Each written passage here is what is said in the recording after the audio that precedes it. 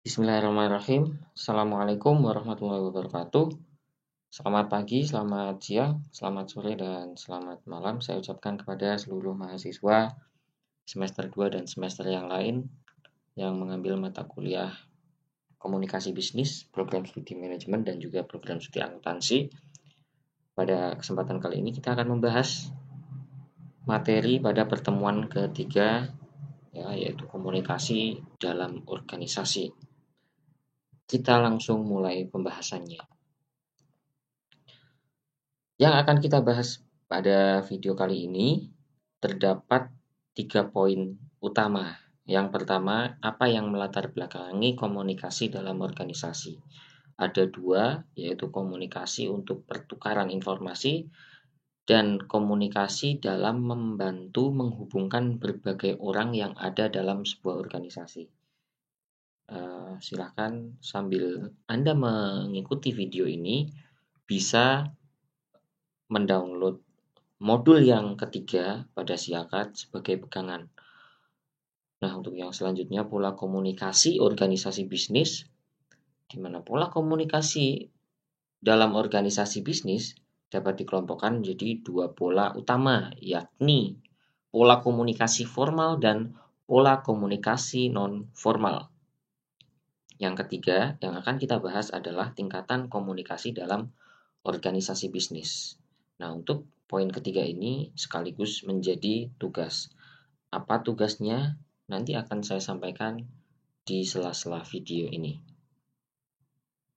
Mari yang pertama kita bahas adalah latar belakang komunikasi dalam organisasi.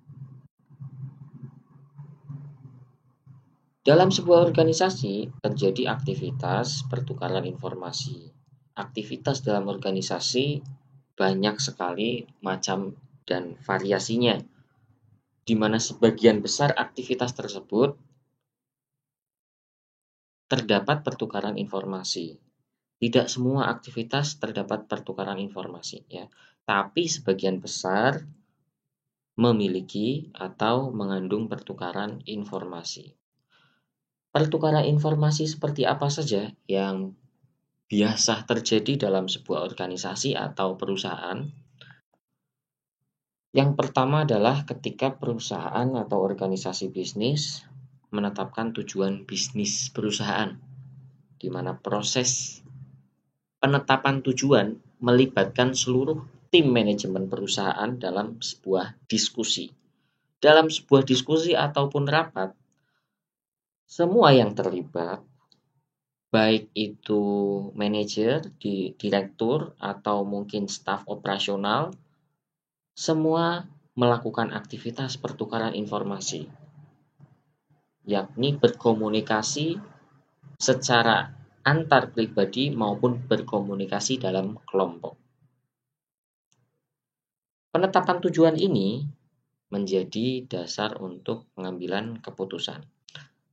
Yang kedua, yakni pengambilan keputusan atau pembuatan dan pelaksanaan decision dan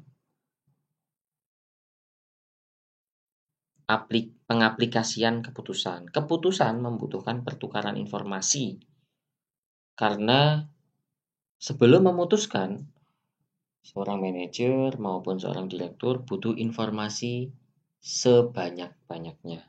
Butuh informasi yang cukup untuk mengambil keputusan yang tepat. Dari mana informasi yang diperoleh? Seorang pimpinan perusahaan maupun seorang manajer perusahaan tentu dari rekan manajer maupun dari karyawannya. Nah, informasi itu disampaikan baik secara langsung maupun secara tidak langsung, baik dalam sebuah rapat maupun dalam aktivitas sehari-hari perusahaan. Sehingga dalam pengambilan keputusan pun disimpulkan terdapat pertukaran informasi. Selain itu, penilaian kinerja juga mengandung pertukaran informasi. Berbagai kinerja dalam bisnis perusahaan seperti kinerja karyawan, kinerja keuangan, maupun indikator kinerja yang lain, seperti apa contohnya indikator kinerja yang lain? Kepuasan pelanggan, ya kan? Atau juga jika perusahaannya sudah go public, maka kinerja sahamnya seperti apa? Ini membutuhkan pertukaran informasi dan skopnya sangat luas sekali. Ya, ketika kita bicara tentang kinerja karyawan, maka manajer atau manajemen sumber daya manusia menjadi sumber informasinya, kemudian bidang lain menjadi supportnya, dan atasan dari manajer sumber daya manusia ini menjadi pengambil keputusannya. Sehingga terjadi, kenapa saya katakan luas, karena terjadi informasi secara vertikal dan horizontal. Ya, baik ke samping, kanan, kiri, atau vertikal ke atas dan ke bawah. Nanti juga kita akan pelajari pola komunikasi formal. Di sini perlu tambahan informasi ya. Nah, ini dicatat untuk nanti dihubungkan dengan pola komunikasi formal yang akan kita bahas pada slide selanjutnya. Tapi sebelum itu kita lanjutkan dulu. Yang keempat adalah rekrutmen. Rekrutmen di sini yang dimaksud adalah rekrutmen karyawan. Rekrutmen karyawan itu tidak sekedar merekrut saja. Tidak sekedar melaksanakan meng-hire, mempekerjakan karyawan baru, tapi ada proses yang lain, yakni pelatihan dan juga pemeliharaan. Di mana perusahaan biasanya memberikan pelatihan untuk mengembangkan skill karyawannya. Tidak hanya itu, perusahaan juga memelihara.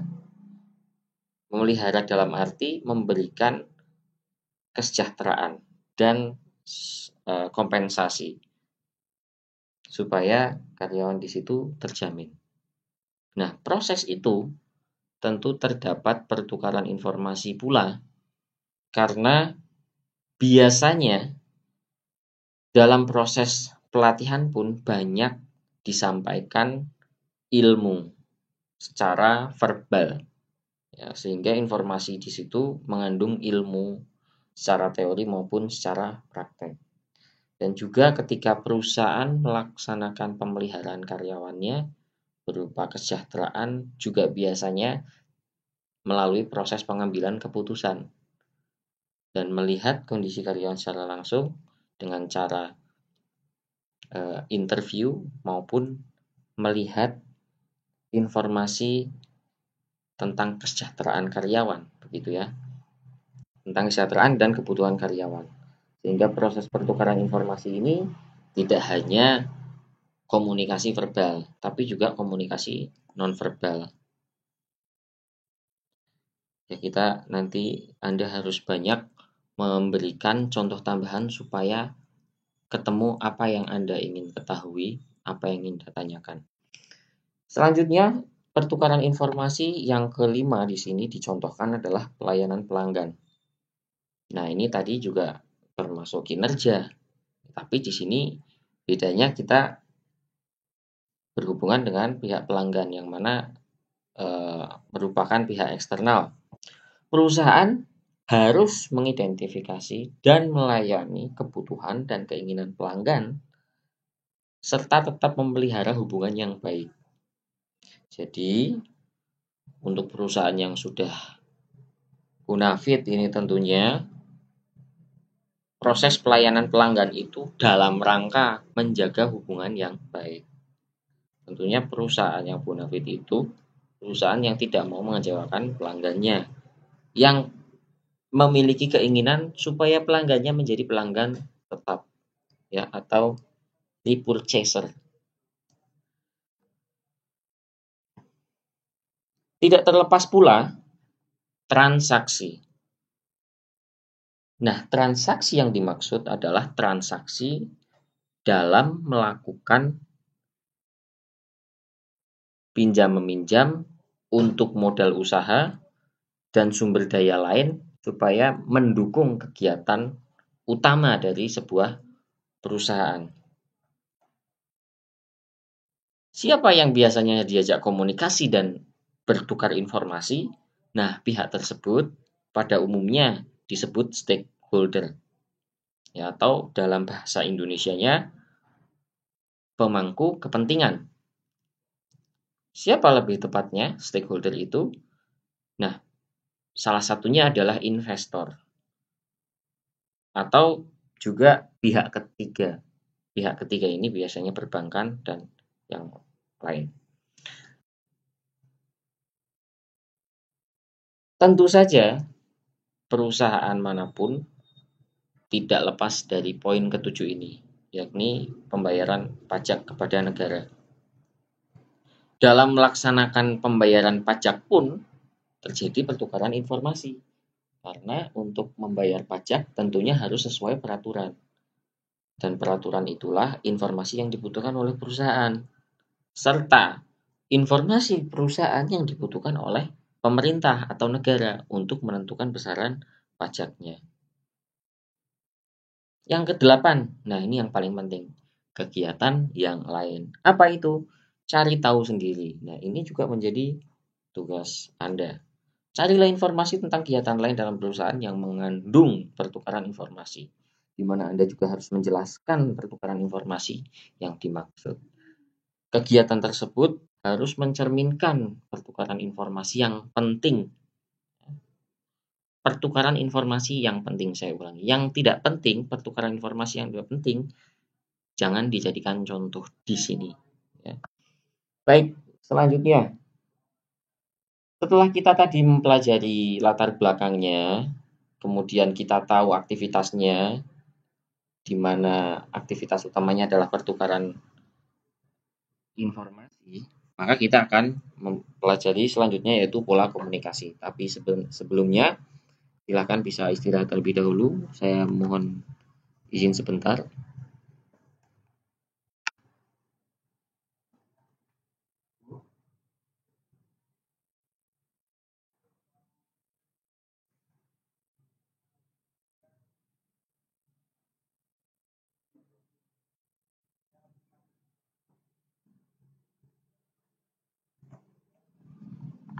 Baik, kita lanjutkan. Pola komunikasi ya, ada dua, komunikasi formal dan komunikasi informal atau komunikasi non formal. Yang pertama kita bahas adalah pola komunikasi formal. Pola komunikasi dalam ditentukan oleh hierarki, teman-teman ya. Hierarki itu istilah lainnya seperti struktur organisasi atau struktur jabatan. Di sini kita akan pelajari secara formal komunikasi dalam perusahaan itu diatur dalam SOP. Secara formal, komunikasi dalam perusahaan maupun organisasi juga diatur dalam job description. Ya, dalam peraturan perusahaan itu sudah diatur. Apa saja yang diatur kira-kira pola komunikasi? Kita bayangkan, komunikasi kan kegiatan sehari-hari. Kita setiap hari hampir dipastikan akan berkomunikasi baik secara verbal maupun tidak. Baik dengan orang lain maupun dengan diri sendiri. Nah, itu kan pola komunikasi setiap hari. Nah, ini diatur. Padahal kita dalam sebuah perusahaan, bagi yang sudah bekerja ya, tiap hari kita bisa berkomunikasi dalam kurun waktu jam kerja, itu juga bisa tiap menit kita berkomunikasi. Nah, tapi kemudian gimana cara ngaturnya? Apakah bisa? Ya, pertanyaannya seperti itu. Ini yang perlu Anda jawab sendiri. Nah, maka sebelum Anda jawab, saya berikan gambaran tentang komunikasi formal. Yang pertama, komunikasi dari atas ke bawah. Ya, seperti perintah, instruksi, kemudian mandatori, apalagi ya, kemudian ada pelimpahan tanggung jawab, delegasi, penyerahan wewenang, ya, kemudian ada surat kebijakan, surat tugas. Ini informasi yang dari atas ke bawah, top down istilahnya. Dari pejabat yang paling tinggi, ke pejabat menengah, dan ke bagian supervisor, kemudian sampai ke karyawan. Biasanya informasi tersebut berupa itu tadi. Kemudian komunikasi dari bawah ke atas. Komunikasi dari bawah ke atas, contohnya saran, kemudian ide untuk ini sebenarnya saran bagi perbaikan produk, perbaikan prosedur kerja, dan juga ketika karyawan menyampaikan perasaan pada perusahaan tersebut tentang perasaannya bekerja di perusahaan tersebut. Ini kalau ada. Kalau nggak merasakan apa-apa, tidak menyampaikan, ini tidak diwajibkan. Oke, ini cukup mudah dipahami. Ya. Ketahui perbedaan dari keduanya. Dan Anda jawab apa perbedaan dari keduanya. Kemudian komunikasi ke samping. Komunikasi ke samping artinya memiliki tingkatan yang sama. Sesama manajer, tapi bidangnya lain. Manajer pemasaran melakukan komunikasi pertukaran informasi dengan manajer R&D. Manajer R&D melakukan pertukaran informasi dengan manajer SDM. Tidak hanya itu, di tingkatan yang lebih bawah, manajer penjualan berkomunikasi dengan manajer promosi berkomunikasi dengan manajer pengembangan. Ini biasanya diatur, ya. Dalam sebuah kepentingan ini diatur. Melalui apa komunikasi yang dimaksud? Melalui komunikasi formal, pola komunikasi formal melalui surat, melalui otorisasi secara sistem di perusahaan.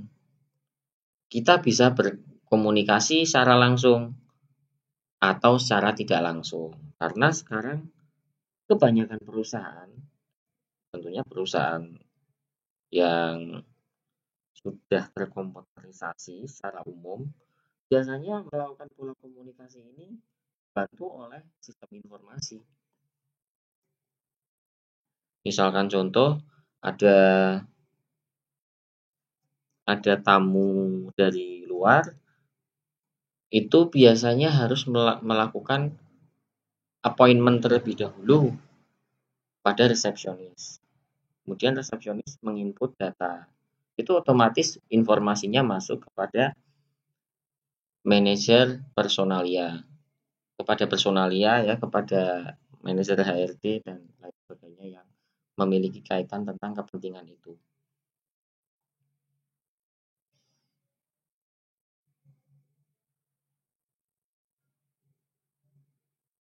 Baik, saya mohon waktu lagi sebentar ya, sambil dibaca-baca.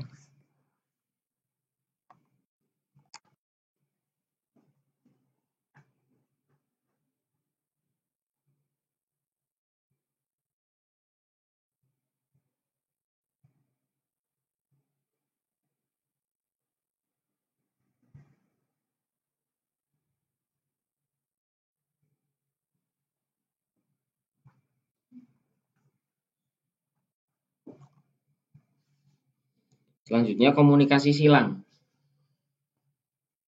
Komunikasi ini biasanya dilakukan dari tingkatan yang lebih tinggi kepada tingkatan yang lebih bawah secara menyilang. Komunikasi silang atau dinamakan komunikasi diagonal antara dua tingkat yang berbeda dalam sebuah organisasi, terutama banyak dijumpai pada organisasi yang berskala besar memiliki saling ketergantungan relatif cukup besar. Biasanya perusahaan-perusahaan jasa juga seperti itu. Terutama perusahaan yang punya banyak branch atau cabang. Tidak menutup kemungkinan manajer pemasaran ini langsung berkomunikasi dengan katakan saja supervisor atau operasional dari bagian service.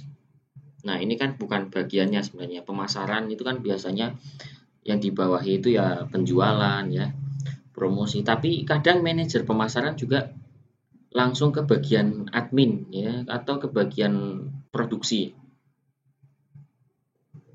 Karena kalau di perbankan saja yang menjadi kepala cabang itu biasanya manajer pemasaran. Nah, ini komunikasi silang dan itu diatur pula dalam sebuah standar operasional. Nah, untuk membuktikannya hal tersebut tentu kita butuh pembuktian. Bagi yang sudah bekerja, Anda bisa membagikan pengalaman tentang pola komunikasi yang diatur dalam sebuah perusahaan tempat di mana Anda bekerja. Secara umum bisa disampaikan. Nah, tentu saja tidak semua yang harus dibagikan, tapi apa yang bisa dibagikan silakan dibagikan. Itu dia pola komunikasi formal. Setelah itu komunikasi informal. Komunikasi informal merupakan komunikasi yang tidak resmi yang bisa dilakukan secara wajar, secara pada umumnya komunikasi antara satu pihak dengan pihak yang lain, baik memiliki kepentingan atau tidak. Kenapa saya katakan seperti itu? Karena pada dasarnya pola komunikasi informal itu merupakan penyimpangan-penyimpangan yang terjadi dari ketidakmampuan pola komunikasi formal. Artinya, di sebuah perusahaan maupun organisasi bisnis, tidak cukup kita melakukan pola komunikasi formal. Bahkan, pada umumnya pola komunikasi informal ini lebih penting. Kenapa? Saya juga tidak bisa serta-merta menjawab itu. Banyak pendapat. Ya, silakan berpendapat.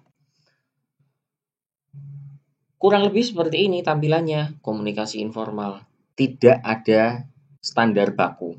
Bahkan karyawan dari manajer pengembangan bisa ngomong sama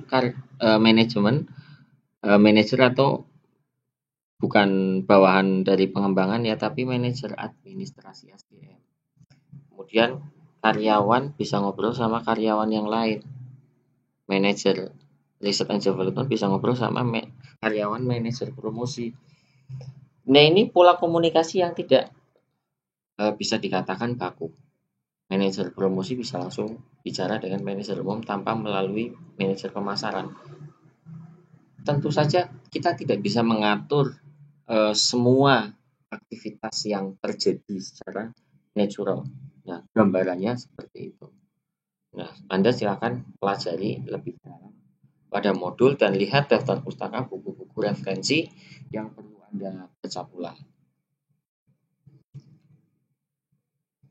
Kita sudah memasuki tahapan materi yang ketiga dalam pertemuan materi yang berjudul komunikasi dalam organisasi ini, yakni tingkatan komunikasi dalam organisasi bisnis.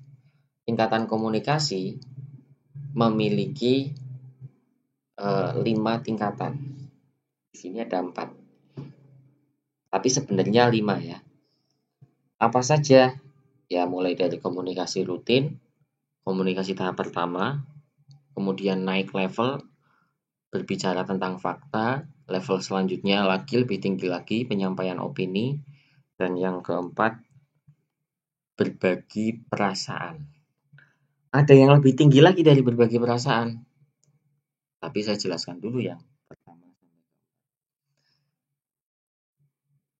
Baik, yang pertama ketika kita menegaskan pada orang lain, komunikasi rutin. Saling mengingatkan job desk itu komunikasi rutin. Komunikasi yang tidak memiliki tekanan tertentu, just talk ya, hanya bicara. Siapa tahu bermanfaat gitu. Dan ini yang membentuk pola komunikasi dalam perusahaan paling banyak, yakni komunikasi rutin. Setidaknya itu yang terjadi di negara kita atau di kota di lingkungan kita, Pekalongan dan sekitarnya, yakni komunikasi rutin. Kemudian tingkatan selanjutnya, ketika melakukan pembicaraan tentang fakta. Sebelum saya berikan contohnya nanti di slide selanjutnya, setidaknya saya ngasih gambaran, ya, gambaran dari apa yang saya baca dari modul dan juga referensi. Saya berikan opini tambahan. Penyampaian fakta biasanya memberikan informasi. Nah, ini mulai ada kepentingan di sini. Kalau kepentingannya dari atas ke bawah top down, maka pembicaraan tentang fakta ini bisa berupa misalkan teguran. Nah, ya kan? Atau tentang diskusi masalah yang spesifik. Seperti apa contohnya? Sebelumnya kita selesaikan dulu ini yang 4 tahap ini. Yang ketiga, penyampaian opini tentang kepercayaan dan nilai. Di sini komunikasi yang levelnya biasanya dimiliki harus dikuasai dan dimiliki oleh seorang manajer. Atau ketika manajer terlibat dalam sebuah pembicaraan. Kenapa? Karena di sini kemampuan konseptualnya biasanya diuji juga. Luasnya wawasan seseorang juga diuji dalam penyampaian opini. Karena pada dasarnya orang berani beropini karena dia mengetahui apa yang dia sampaikan. Orang berani beropini karena dia sudah membaca, meriset, melakukan riset atau melakukan survei tentang apa yang akan dia bicarakan. Tentang penyampaian informasi dalam presentasi misalkan. Tentu sudah dipelajari dulu, sudah disusun dulu, seperti saya membuat presentasi ini, pun saya sudah baca dulu, bukan berarti saya lebih pintar dari teman-teman semua. Dari sini, mungkin teman-teman akan menilai ya, apa yang disampaikan opininya, bisa dipercaya atau tidak, berapa nilainya. Nilainya bisa kualitatif maupun kuantitatif. Kalau kualitatif misalkan oke, opininya bagus, opininya bisa diterima, dan lain sebagainya. Yang keempat, berbagi perasaan. Ini ada sebuah ikatan pribadi, tapi ikatan yang masih dalam hubungan formal. Tingkatan formal yang memiliki hubungan pribadi. Ini juga ya penting ya ketika seorang membutuhkan orang lain dalam bekerja untuk membantu menyelesaikan sebuah permasalahan, contohnya terkadang ini yang menjadi support untuk seseorang itu tidak stres duluan. Artinya pada faktanya supaya seseorang bisa melihat dari sudut pandang yang lain. Karena pada dasarnya ketika seorang mengalami sebuah permasalahan, dia butuh sudut pandang yang lain supaya tidak fokus pada sebuah masalah, supaya bisa menemukan solusi. Nah, tentu ini melibatkan tingkatan hierarki yang tinggi. Ya, permasalahan selalu ada. Ketika ada pesaing baru, bagaimana cara seorang manajer pemasaran melihat itu sebagai peluang bukan ancaman. Tentu kita butuh ya itu tadi ya, tingkatan tinggi dalam sebuah komunikasi. Ini sangat jarang ya. Ini sangat jarang terjadi dan mungkin jarang kita lihat. Karena banyak distraksi. Ya, kita belum bahas distraksi ini. Distraksi komunikasi kan ada. Ini kondisi idealnya seperti ini. Kalau ditanya apakah ada contoh di sekitar kita, ada tapi jarang. Kita jarang menemukan itu. Banyak gangguan ya, istilah lain dari distraksi itu. Gangguan yang menyebabkan seseorang tidak mampu meningkatkan tingkatan komunikasi dalam sebuah organisasi bisnis, padahal itu penting. Contohnya saja, misalkan dalam sebuah grup resmi perusahaan ya, atau grup resmi organisasi atau apalah, kepanitiaan acara yang resmi ya, misalkan seminar. Tapi di situ kadang ada yang mengirimkan informasi di luar kegiatan seminar ya. Baik itu informasi resmi ataupun tidak, itu kan gangguan juga ya. Ada yang mungkin sekedar mengirimkan informasi berupa berita yang nggak ada kaitannya, bahkan mungkin joke. Itu salah satu contoh gangguan komunikasi. Kalau komunikasi dalam sebuah grup WA misalkan contoh ya, pembicaraan awal pastinya dimulai dari komunikasi rutin terlebih dahulu ya. Kemudian meningkat menjadi pembicaraan fakta, memberikan informasi, meningkat lagi menyampaikan opini. Belum sampai ke sini biasanya sudah ada gangguan. Nah, itu yang seringnya terjadi. Atau ketika berkomunikasi secara langsung di grup. Belum sampai sini juga biasanya sudah ada gangguan. Makanya dari situ kita perlu menghargai kita sendiri ketika berkomunikasi dengan orang lain atau ketika ada orang lain yang sedang melakukan komunikasi dengan orang yang lain. Ya mohon maaf ya, itu tetangga saya nyoba knalpot baru kayaknya ya. Kemudian yang kelima, keintiman. Kalau keempat saja jarang, apalagi kelima. Kalau di sini juga jarang karena kita punya norma ya. Kita nggak akan sampai ke tingkatan dua kali ya. Kita tidak akan sampai pada keintiman jika keempat saja belum. Dan saya tidak bisa bicara banyak masalah ini karena biasanya ya ketika kita berbicara suami istri, kemudian berbicara kakak adik kandung ya, komunikasinya intens, komunikasinya memang membicarakan masalah pribadi. Ini puncak dari sebuah komunikasi, yakni tingkatan tertinggi dalam yaitu keintiman. Walaupun tidak menutup kemungkinan ada keintiman dalam sebuah organisasi dalam konotasi yang positif. Ya, hilangkan komunikasi negatif dulu, bersihkan itu otak Anda ya. Bisa saja sekretaris sama misalkan sekretaris sama manajer komunikasinya sampai tingkat 4. Jarang itu sampai tingkat 5. Kecuali mungkin sekretaris sama manajernya suami istri ya, itu mungkin bisa intim. Itu pun kalau di rumah ya, ketika tidak ada gangguan. Baik, itu ya. Nah, sekarang contohnya. Saya sampaikan contoh yang ada di sini terlebih dahulu. Komunikasi yang paling dasar ketika kita menanyakan bagaimana kabar, apa kabar. Komunikasi tingkat kedua, nah ini ketika apakah Anda pernah mengoperasikan komputer untuk mengolah data statistik. Ini pertanyaan yang sangat spesifik untuk bidang yang spesifik pula dan pada orang yang dituju, ya, bukan sembarangan orang dituju.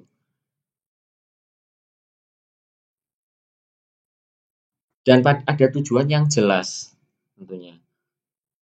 Kenapa? Apakah Anda pernah mengoperasikan komputer? Ini kan pertanyaan berarti dia butuh seseorang yang membutuhkan ahli statistik untuk mengolah datanya. Tujuannya jelas. Tapi ketika kita menanyakan kabar, sekedar menanyakan kabar, kita ya tujuan dasarnya ya kita hanya ingin menyambung tali silaturahmi gitu ya. Menjaga komunikasi di sebuah perusahaan atau organisasi itu tetap kondusif. Nah, itu cara-cara komunikasi rutin. Nah, seperti itu. Oke, selanjutnya ini tingkatan ketiga dan keempat. Nah, tingkatan ketiga melibatkan tingkat opini, kepercayaan dan nilai. Misalkan manajer penjualan, dia bertanya tentang apakah Anda tahu saya prihatin akan proses perubahan rancangan. Saya pikir penjualan produk kita akan lebih tertolong. Ya, ini dia seperti memberikan satu penekanan pada seseorang dan pada satu isu, yaitu penjualan produk. Apakah pendapat saya ini masuk akal menurut Anda? Dia berani mancing ya, atau meminta opini, menjadi trigger, pemicu. Ciri-cirinya kayak gitu. Dia memicu diskusi. Kalau di gambar itu, apakah Anda tidak sadar kalau Anda sering tidur di kantor? Mungkin kayak gitu ya. Ya enggak sadar yang tidur tidak ada yang sadar. Jawaban bawahannya setelah di pertanyaan di atas, saya mengerti apa yang Bapak katakan, akan tapi bla bla bla bla bla bla bla ya. Apakah kelompok penjualan bersedia menyediakan waktu diskusi untuk pembahasan yang singkat? Dia tidak langsung jawab iya. Dia menyampaikan opini dan fakta. Faktanya gimana? Faktanya tidak mudah gitu ya. Dan untuk melakukannya Anda harus melakukan usaha yang seperti ini ya. Dari ucapan seperti ini ada nilai dan juga ada kepercayaan. Dia harus membangun kepercayaan dengan cara memberikan sudut pandang alternatif dari sebuah isu ya. Bukannya ya terus bagaimana kalau penjualan produk tidak tertolong? Nggak mungkin bisa. Itu jawaban bukan pada level yang sama. Pertanyaannya level 3 ya, jawabannya juga harus level 3 juga. Pertanyaannya udah bagus ya, ini jawabannya cuma nggak tahu Pak, saya menyerah ya, dengan apa itu, yang penting saya kerja selesai berangkat pagi pulang sore. Nah itu kan berarti kegagalan dalam sebuah komunikasi dan mempertahankan tingkatan komunikasi. Kemudian tingkatan keempat dalam komunikasi, pengekspresian perasaan dapat dilakukan secara lebih baik ketika suasana hatinya sedang jernih. Ini menyangkut kepekaan sosial, menyangkut kepekaan seseorang terhadap situasi dan kondisi di sekitarnya. Kalau ada situasi yang cukup negatif, maka perlu dinetralisir. Nah, kalau ada situasi yang menggembirakan, maka perlu dibagikan. Nah, itulah tingkatan keempat. Tidak semua orang bisa melakukan itu. Tidak semua tingkatan bisa melakukan itu. Tidak semua dalam suatu situasi bisa melakukan itu. Dibutuhkan satu keakraban kalau di sini ya. Belum sampai ke intiman tapi keakraban. Misalkan contoh manajer penjualan ini mau mengungkapkan rasa apresiasi kepada karyawatinya bernama Amrita. Silahkan masuk Amrita, terus saya mengundang Anda. Dia bilang ini, saya mengundang Anda kemari karena saya ingin Anda tahu betapa senangnya saya atas kerja Anda. Bla bla bla bla. Terima kasih sudah bergabung di perusahaan ini. Terima kasih pada karyawati yang magang. Terus jawaban Amrita, terima kasih Pak. Saya juga sangat menghargai, bisa banyak belajar. Dukungan dari Anda sangat berharga. Itu pengungkapan perasaan. Ketika saya membacakan dua percakapan ini, Anda bayangkan situasinya. Kemudian saya tanya, situasinya seperti apa? Apakah situasi itu bernuansa positif ataukah bernuansa negatif? Tentunya secara umum menjawab bernuansa positif. Karena tentang reward, ya, reward secara verbal, ucapan terima kasih. Kecuali gambar pada satu ini nuansanya negatif ini ya. Ini enggak menggambarkan ini juga ya. Ini sekedar supaya tidak ngantuk. Baik, itu tadi presentasi saya. Silahkan selain tugas-tugas yang saya sampaikan di sela-sela tugas, di sela-sela video ini, yang terakhir adalah buatlah video tentang tingkatan dalam komunikasi, mulai dari komunikasi paling dasar sampai dengan komunikasi yang tertinggi level 4. Ajak teman sekelas minimal 2, maksimal 2. Kalau ada yang tidak kebagian pasangan, Anda bisa minta tolong teman yang sudah punya partner. Jadi sekedar untuk menjadi point of view saja ya. Jadi misalkan sebagai komting Mas Ferdi ya, mengecek ada yang belum punya partner untuk bikin video, itu Mas Ferdi diajak untuk menjadi partner untuk membuat video dalam contoh 4 level ini. Atau komting yang lain juga, karena ini tidak hanya kelas A saja. Baik itu, semoga bisa dipahami. Jadi, saya ulangi ya. Yang pertama, tugas tadi adalah